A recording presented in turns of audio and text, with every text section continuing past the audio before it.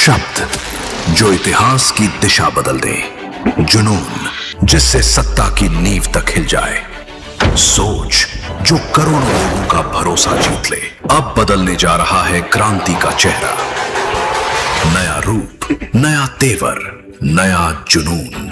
News 7 Hindi, राष्ट्र प्रथम। नमस्कार, मैं हूं प्रशस्ति तिवारी और आप देख रहे हैं न्यूज़ 7 हिंदी। क्या चिल्लूपार की तस्वीर अब बदलने वाली? क्या वर्षों से लंबित विकास योजनाओं को अब रफ्तार मिलेगी?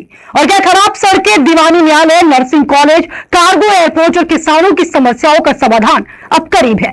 इन्हीं सवालों के बीच चिल्लूपार विधायक व विधानमंडल दल के सचेतक राजेश त्रिपाठी ने शुक्रवार को लखनऊ स्थित मुख्यमंत्री योगी आदित्यनाथ के आवास पर मुलाकात कर क्षेत्र के विकास का विस्तृत रोडमैप उनके सामने रखा।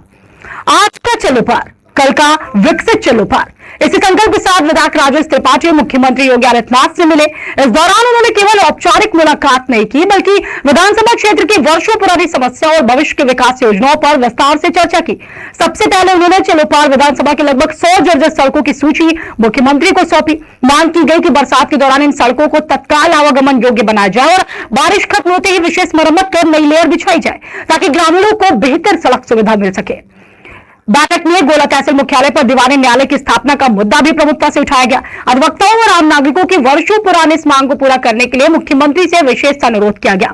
इसके साथ ही गोरखपुर जनपद के सर्किल रेट में लंबे समय से वृद्धि न होने का विषय उठाया गया। विधायक ने कहा है कि कम सर्किल रेट का सीधा नुकसान किसानों को हो रहा है। यदि सर्किल रेट बढ़ता है तो किसानों को उनकी भूमि का उचित मूल्य भी मिलेगा और सरकार का राजस्व भी बढ़ेगा। राजेश त्रिपाठी ने प्रदेश के 1 लाख ग्रामीण सफाई कर्मचारियों, जिनमें गोरखपुर के लगभग 3200 कर्मचारी शामिल हैं, उनकी सेवा नियमावली का मुद्दा भी मुख्यमंत्री के सामने रखा है। उन्होंने कहा है कि वर्षों की सेवा के बावजूद नियमावली न बनने से कर्मचारियों की पदोन्नति और अन्य सुविधाएं प्रभावित हो रही हैं। इस पर शीघ्र निर्णय लेने का आग्रह किया गया है।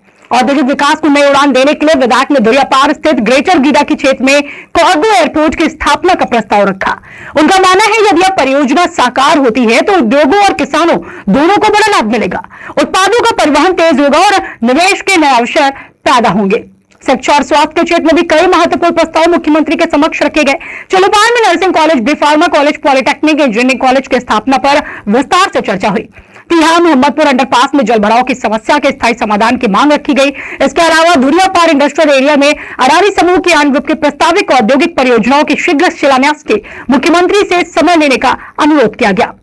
विकास के सविस्तृत रूपरेखा के साथ राजेश त्रिपाठी ने मुख्यमंत्री योगी आदित्यनाथ को क्षेत्र में आयोजित होने वाले रुद्र महायज्ञ और सरयू अमृत महोत्सव में शामिल होने का निमंत्रण भी दिया। अब देखना दिलचस्प होगा कि मुख्यमंत्री के साथ इस महत्वपूर्ण मंत्रणा के बाद चिल्लूपार की योजनाओं को कितनी तेजी से धरातल पर उतारा जाता है। यदि ये सभी प्रस्ताव साकार होते हैं तो आने वाले वर्षों में चिल्लूपार विकास के नए अध्याय की ओर बढ़ता नजर आ सकता है। शब्द जो इतिहास की दिशा बदल दे, जुनून जिससे सत्ता की नींव तक हिल जाए, सोच जो करोड़ों लोगों का भरोसा जीत ले। अब बदलने जा रहा है क्रांति का चेहरा, नया रूप, नया तेवर, नया जुनून।